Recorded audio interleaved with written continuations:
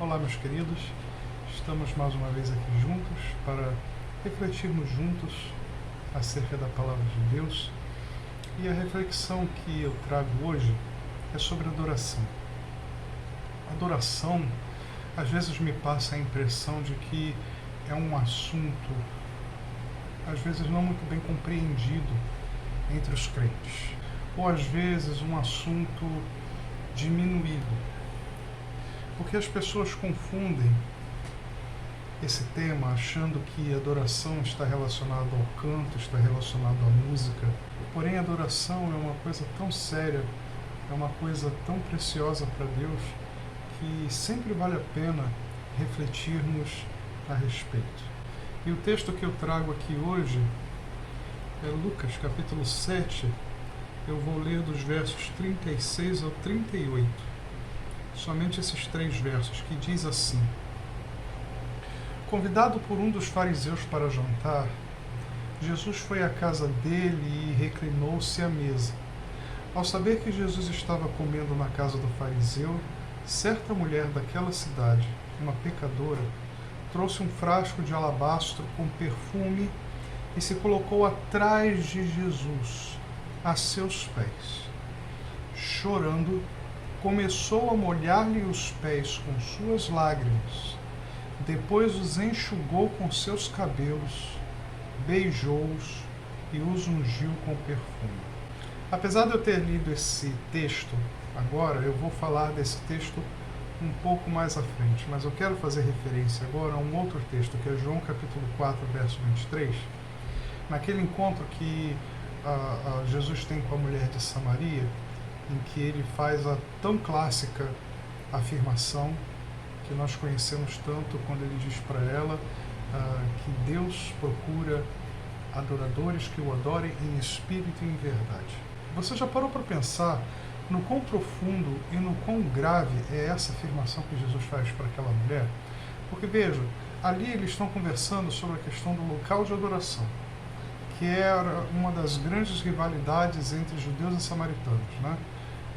Os judeus diziam que o lugar de adoração era um, os samaritanos diziam que o lugar de adoração era outro, e ficava, dentre muitos motivos de briga, esse era um dos motivos de conflito entre judeus e samaritanos.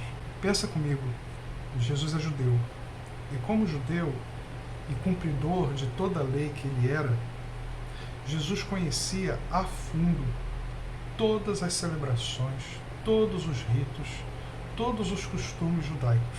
Se você fizer uma rápida busca na internet sobre festas judaicas, sobre celebrações judaicas, são inúmeras. É impressionante como que a questão religiosa movia e até hoje move esse povo. Rapidamente, só destacando algumas delas, nós temos o Ano Novo Judaico, que é o Rosh Hashanah, nós temos o Dia do Perdão, que é o Yom Kippur, nós temos a Festa das Tendas, também conhecido como Festa dos Tabernáculos, que é o Sukkot, temos a Festa das Luzes, que é o Chanukah, temos a Festa do Purim, temos a Festa do Pesach, ou a Festa da Páscoa, enfim, são inúmeras as celebrações, são inúmeras as festas, todas elas com fundo religioso. Então, nesse ponto, judeus e cristãos se assemelham, porque nós também temos as nossas festas, nós também temos as nossas celebrações, nós também temos os nossos ritos, e o que Jesus está dizendo é que esse povo que sempre vai à sinagoga, esse povo que estuda a Torá, esse povo que celebra todas essas festas, e todas essas festas são festas religiosas, esse povo que tem a religiosidade no sangue, esse povo que faz todas essas coisas, e cada uma dessas festas tem uma ênfase diferente. Uma festa é para celebrar o Dia do Perdão, outra festa é para celebrar o Ano Novo, e com isso uma nova vida que surge, novas oportunidades, a outra é para celebrar a libertação. Então todas essas festas têm significados. Tudo isso está envolvido nessa realidade quando Jesus Cristo diz essa frase: Deus procura adoradores que o adorem em espírito e em verdade. O que Jesus está dizendo ali nessa frase é que não basta você ser um religioso. Não basta você cumprir os ritos. Olhando agora para nós cristãos, não basta você ser um crente. Você se converter é a condição básica, é a condição primeira, é a condição sine qua non para que você possa se tornar um adorador. Porque se antes nós estávamos separados de Deus, a nossa adoração não tem como chegar ao Senhor. Mas a partir do momento que nós temos Jesus em nós, e essa ponte é construída através do sangue de Cristo, nós passamos a ter a possibilidade de nos tornarmos adoradores. É importante pensar nisso, porque Jesus está deixando bem claro ali que não adianta você cumprir todos os rituais, não adianta você fazer como os judeus faziam. Os judeus também tinham a EBD deles, os judeus também tinham as atividades eclesiásticas deles ali na sinagoga. Então não adianta você praticar essas coisas, porque isso não faz de você um adorador. Essas coisas podem compor a adoração, mas não são essas coisas que farão de você um verdadeiro adorador diante de Deus. Isso é muito sério e a gente precisa refletir nisso. E aí, pensando nisso, me veio também à mente aquela palavra dura que Jesus Cristo dá à igreja. Em Apocalipse, capítulo 3, Jesus já não está mais falando dos israelitas. Jesus não está mais falando com uma mulher de Samaria. Jesus está se dirigindo diretamente aos crentes. Está falando diretamente à sua igreja. E diz lá, Apocalipse capítulo 3, a partir do verso 15, conheço as obras que você realiza, que você não é nem frio nem quente. Quem dera você fosse frio ou quente, assim porque você é morno, ou seja, porque você vive essa vidinha que não faz diferença nenhuma para mim. Essa vida de igreja que você tem, que não tem a menor relevância para aquilo que Deus realmente tem como importante. Eu estou a ponto de te vomitar da minha boca. Isso Jesus falando para Laodiceia, para a sua igreja. Você diz assim: sou rico, estou bem de vida e não preciso de nada. Ou seja, está tudo bem, eu vivo tranquilo, eu faço as coisas todas certinhas, eu sou rico, não preciso me preocupar com nada, Deus está me abençoando, as coisas estão tudo ok. E aí Jesus vira para essas pessoas. Lembrem-se que quando nós damos a ênfase aqui na igreja, nós não estamos falando de uma instituição, meus irmãos, nós estamos falando de pessoas. Não existia instituição aqui.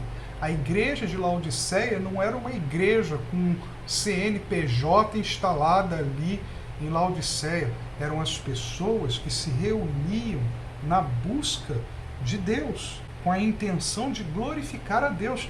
E é essa palavra que Jesus vai dizer agora para eles. Você não sabe que é infeliz, sim, miserável, pobre, cego e nu. Olha que palavra dura que Jesus está dando para a sua igreja. E aí a gente seguindo o texto, lá no verso 19, Jesus está dizendo assim: eu repreendo e disciplino aqueles que amo.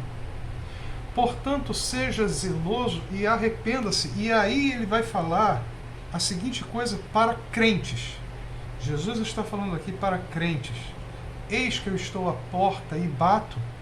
Se alguém ouvir a minha voz e abrir a porta, entrarei em sua casa e cearei com ele e ele comigo. Olha, meus irmãos, a gente usa esse verso o tempo todo aqui com ênfase em evangelismo, mas Jesus está dizendo isso para crentes. Jesus está dizendo aqui para a sua igreja que a igreja colocou Jesus para fora. Essa igreja que se achava rica, essa igreja que se achava correta, e mais uma vez eu digo, não é instituição, são as pessoas. Eu e você somos igreja. Jesus está dizendo para essas pessoas: vocês se acham tão ricos, vocês se acham tão certos, vocês se acham tão abençoados, mas vocês são miseráveis, vocês são pobres, vocês são cegos, vocês estão nus e não percebem essas coisas. Então é muito sério a gente pensar nessa questão. Ser crente, fazer parte de uma igreja, estar nos cultos, você orar em casa, você ler a Bíblia em casa, você cumprir esses ritos religiosos, Meus queridos, os judeus faziam isso quando Jesus falou que Deus procurava adoradores que o adorem em espírito e em verdade. O que mudou da perspectiva de Deus nessa busca por adoradores? Absolutamente nada. Deus continua procurando adoradores. Essa igreja de Laodiceia, a cidade de Laodiceia, era uma cidade que era próxima de Éfeso. Ou seja, Jesus não está falando aqui com judeus convertidos. Jesus está falando aqui com pessoas que não vieram do judaísmo. Então essa palavra que Jesus deu a Laodiceia é uma palavra que nós precisamos lê-la e refletir em nossas vidas. Será que nós estamos olhando para nós mesmos e tendo uma visão correta de quem somos, do que fazemos, de como vivemos? Você que está me assistindo hoje nesse vídeo, não importa se você tem 20 anos de igreja, 30, 40, 50 anos, isso não faz de você um adorador. Você precisa olhar para dentro da sua vida e perceber se há em você os requisitos que Deus procura para que você seja esse verdadeiro adorador que Ele busca insistentemente e constantemente até o dia de hoje. E é aí que nós voltamos para o texto que lemos, de Lucas capítulo 7. Veja, aquela mulher, ela entra na casa de Simão, fariseu, uma pessoa religiosa, uma pessoa que se achava acima do bem e do mal, se achava correto, se achava perfeito, uma pessoa que provavelmente tinha um bom caráter, talvez tivesse uma família organizada, uma família harmoniosa, uma pessoa cumpridora dos seus deveres não somente religiosos, mas deveres diante do Estado, com seus impostos diante de Roma, tudo certinho. Porém, a experiência que é narrada aqui nesse texto é a experiência dessa mulher. E ela, para nós hoje, é esse padrão de adoração. Porque aqui tem sim um retrato do que é ser um verdadeiro adorador. E a primeira coisa que eu destaco na atitude dessa mulher é que ela reconhece quem de fato ela é. Ah, Douglas, mas a situação dela é diferente. Lucas já dizia que ela era uma mulher pecadora. E nós não somos? Nós não somos pecadores? Você tem olhado para dentro de si e tem reconhecido de fato o seu pecado? Ou será que é mais fácil você botar um pano quente na vida que você leva e achar que os seus ritos e a sua forma, entre aspas, correta de viver são suficientes para Deus?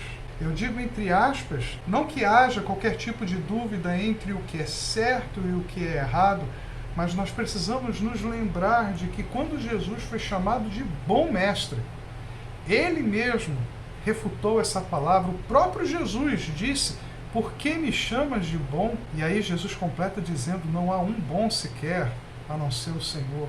Então por que vamos cometer essa falha de olharmos para nós mesmos e acharmos que porque vivemos de uma determinada forma, isso é suficiente para Deus? Nada do que fizermos nunca será o suficiente para nos auto-justificarmos diante de Deus. E nessa verdade está incluída a questão da adoração.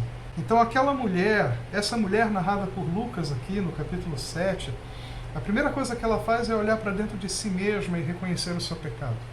Dói. Dói. Imagine aquela mulher ter que entrar na casa de um estranho, na casa de um fariseu, ela sendo mulher, e a gente sabe como é que era a questão da mulher na sociedade judaica naquele tempo, chegar ali naquela condição e se prostrar aos pés de Jesus daquela maneira. Ela se derrama diante do Senhor.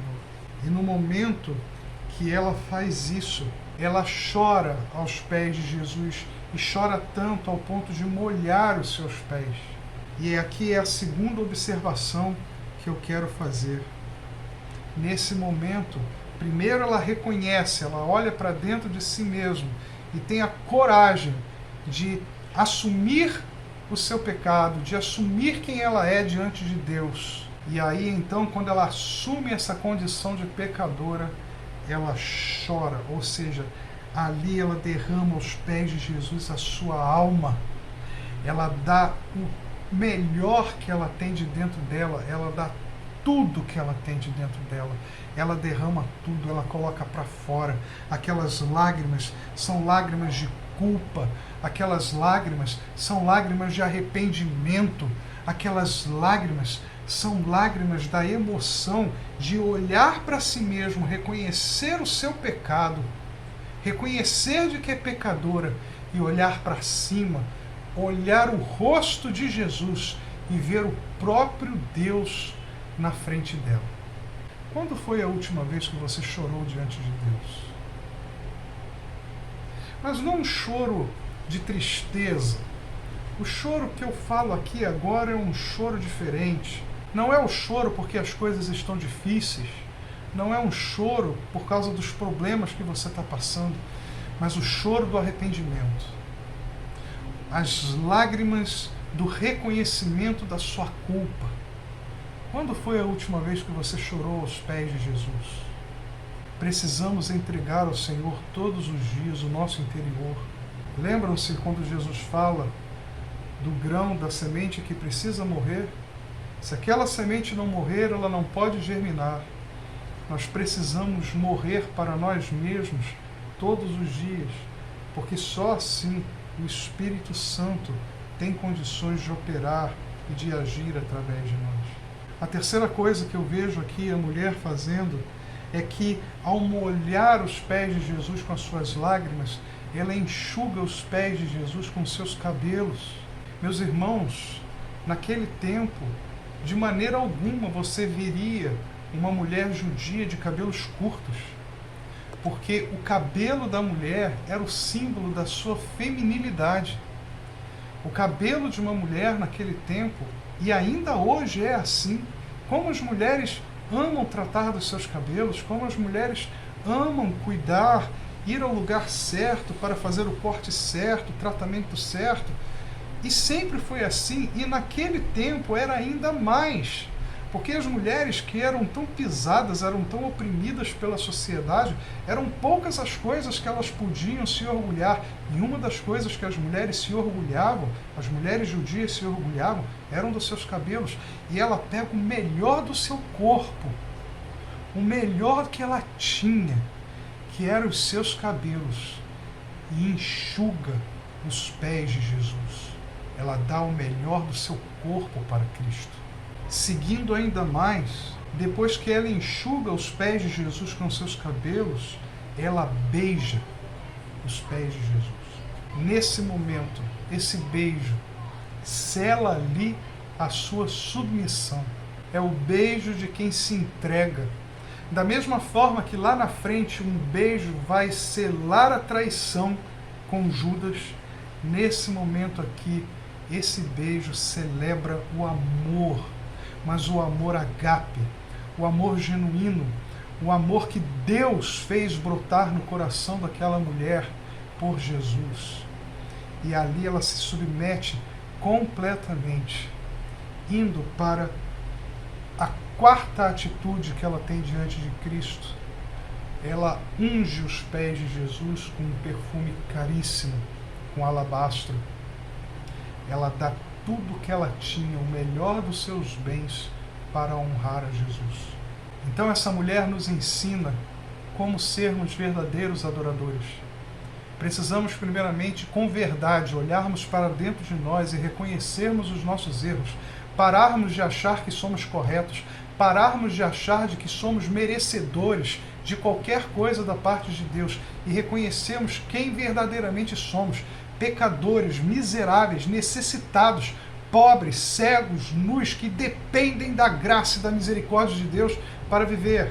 Esses somos nós. E temos que reconhecer isso o tempo todo. Não há o que façamos que nos torne merecedores de qualquer coisa da parte de Deus.